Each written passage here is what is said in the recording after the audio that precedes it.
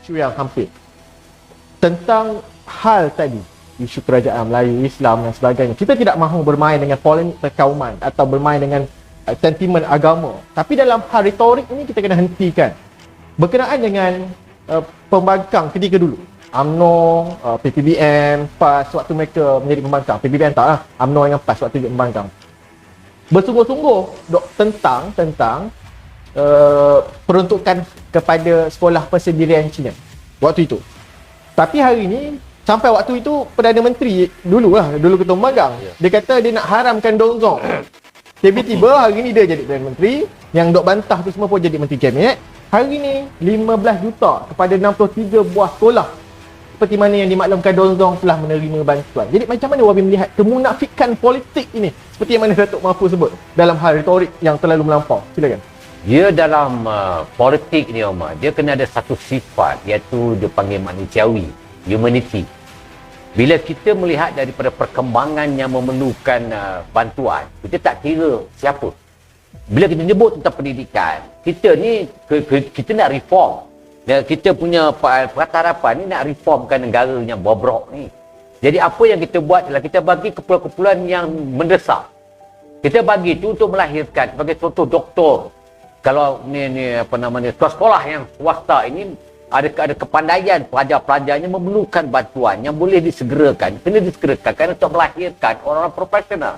Contoh doktor. Dalam pandemik waktu ini, kita perlukan ramai doktor yang pakar-pakar untuk menyelesaikan masalah kesihatan. Dan bayangkanlah, kalau kita berretorik macam mana yang PAS dan UMNO lakukan sebelum ini, kita tak pergi klinik hospital kerajaan yang ada doktor Cina, doktor India. Sebab dia bukan Islam. Dan kita nak lahir, ini ialah orang-orang yang boleh memanfaatkan rakyat. Tapi tidak berlaku kepada mereka-mereka yang berada dalam retorik politik yang nak menghancurkan isu yang silaturahim perkauman yang sepatutnya tidak boleh ditimbulkan. Mereka lakukan. Kenapa? Kerana mereka tahu untuk meraih sokongan orang Melayu agama Islam, mereka menjual agama dan menjual bangsa ini untuk mendapatkan kuasa. Okey, sekarang mereka dapat kuasa. Apa dah berlaku? Sebelum ni dia katakan bahawa Dongzong yang tidak ada dia panggil sebagai nasionalis punya attitude atau sifat-sifat kebangsaan telah menjadi satu dia panggil tiada satu isu bagi untuk mereka nak berikan peruntukan seperti mana yang telah dilakukan atau sebelum daripada pemerintahan mereka. Kita ambil contohlah Omar, contoh paling dekat kita masa Pulau Pinang. Dia kata Pulau Pinang ni dia tak jaga Islam, tak ni Pulau Islam daripada gerakan dulu tak pernah fikir pun naik allowance imam, nak bagi allowance bilan, nak bagi syiar al-hafiz penghafalan. Zaman Goeng dia bagi semua allowance itu nak meraihkan, nak menjadi manusiawi yang betul-betul ada akhlak. Itulah pendidikan. Kita tak berkompromi. Termasuk sekolah Cina ni. Tetapi bila dia berdesak sangat, jahat sangat di satu bangsa ni, dia mulakan fatwa-fatwa yang betul-betul mengelirukan dan menjahanamkan akidah yang sepatutnya dibawa atau digalas oleh mereka.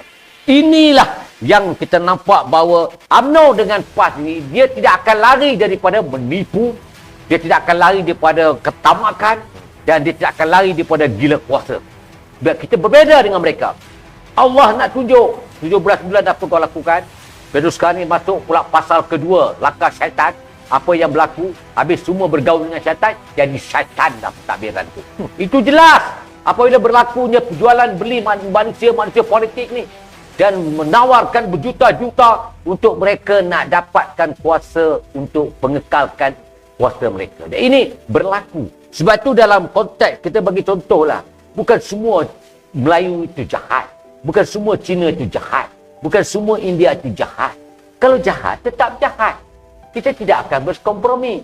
Tapi kalau berdorak kepada pendidikan, kita kena fokus nak melahirkan rakyat Malaysia yang bertamadun, yang ada akal minda yang baik. Betul. Itu yang kita nak cari. Bukan kita nak gunakan bangsa, agama sebagai tunggangan dan kita jahanamkan perpaduan.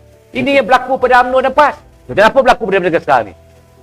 Itulah yang dipanggil ludah. Elio kat langit tu tumpah kat muka sendiri. Itulah dipanggil muka siap. Tapi yang saya heran Menteri Kanan Pendidikan dia membuat penafian. Dia kata 15 juta kepada sekolah pendirian Cina tu bukan daripada Kementerian Pendidikan. Silap dah. Bukan daripada Kementerian Pendidikan. Saya tak tahu apa masalah dia sekarang ni. Maknanya bagi saya bahawa ini adalah peruntukan Perdana Menteri. Maksudnya Perdana Menteri yang kata nak suruh haram tu.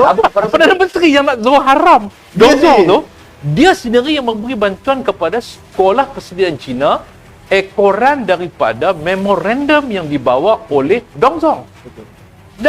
Menteri Pendidikan di Parlimen dia sebut dia akan bertanggungjawab sepenuhnya kepada sekolah-sekolah kerajaan. Ya, itu kalau sekolah kerajaan, Kementerian Pendidikan bertanggungjawab sepenuhnya. Sekolah Menengah Persendirian Cina SMPC bukanlah sekolah kerajaan ataupun sekolah bantuan kerajaan.